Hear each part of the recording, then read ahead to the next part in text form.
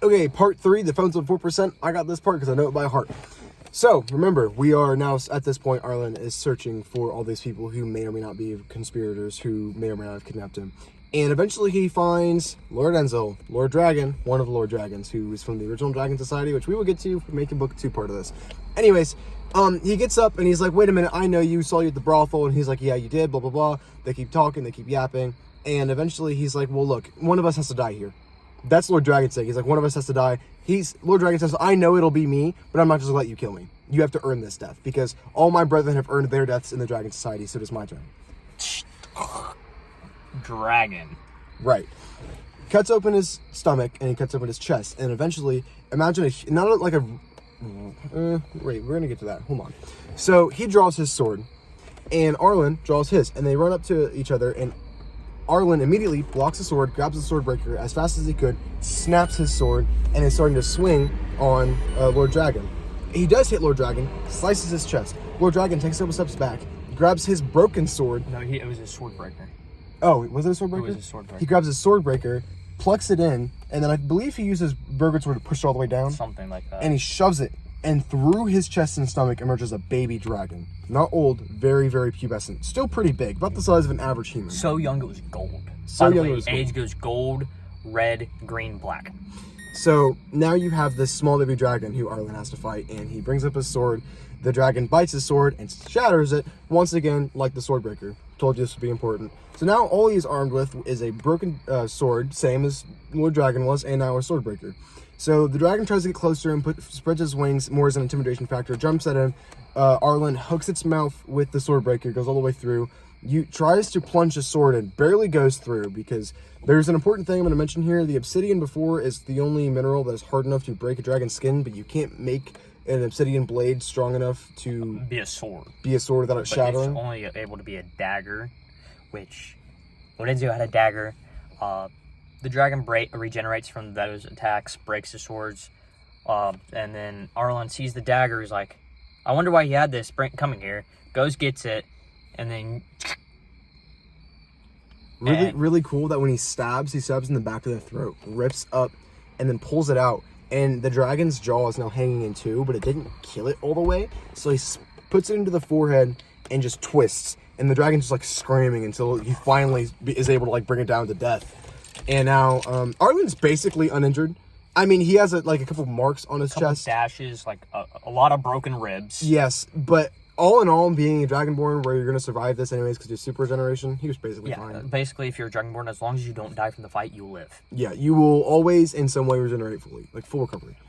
A quick explanation of why a dragon came out. Dragonborns are... So when you become a Dragonborn, you basically become an egg for a dragon. That's how the dragon reproduced. That's why Lord Enzio was so important, because he was the only Dragonborn who knew about how the dragons reproduced. And he was the one who kept the dragons at bay for all these years. He was like... So the Dragon Society understood that Dragonborns would become dragons. They didn't want that to happen because Not that Dragon Society. The original one. Yeah, but he was the ad hominem for the original one.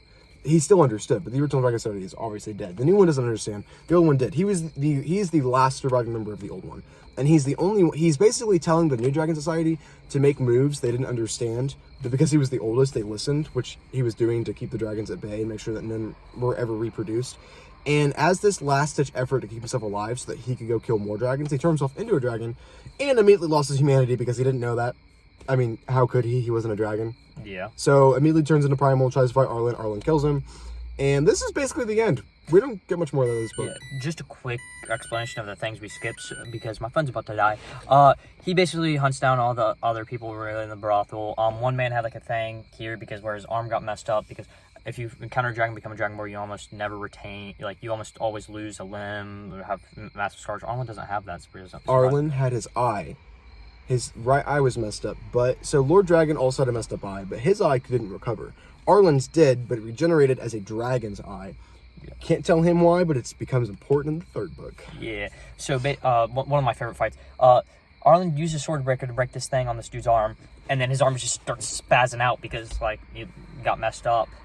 This is Lord Sword, supposedly the best swordsman in the land. This is what got Lord Edzel to view him as the threat. And then Arlen just...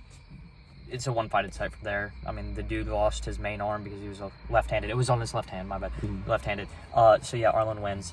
There's a lot more fights like that.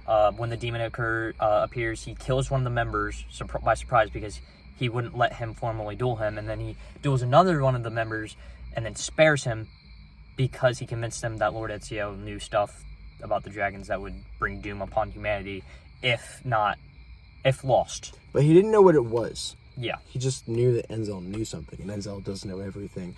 Also, I'm going to give you a little spoiler so that you're engaged for book 2 if we have to do this project again. And it'll be a spoiler for you. Enzel may or may not own a library of books he wrote. Okay. This is where we're going to call it because my phone's probably on about 1%. When we started this part, it was on 4. See ya. Give us a good grade. Yes, please. I'm pretty sure we're the only students who are doing a podcast. I think Tilly did. I'm pretty But sure. he didn't do a dual one. But yeah, we're the only ones who did dual. I bet you've never seen a dual podcast before. So we're gonna hope this went well. We have 3 videos, one long, and then now this one was gonna be like 5-6 minutes. Overall, I had fun. I had a lot of fun. Please, after you watch this, give us a thumbs up and say Macho Man said yes, just so we know you actually watched all the way through this. Also, ask us about the metaphorics. We were going to go into the metaphorics of this book because there's a lot. There's a lot of metaphorical parts of this book. This book out of the 3 predominantly was meant to be very metaphoricized. It's less of a story and more of like a story inside of a story.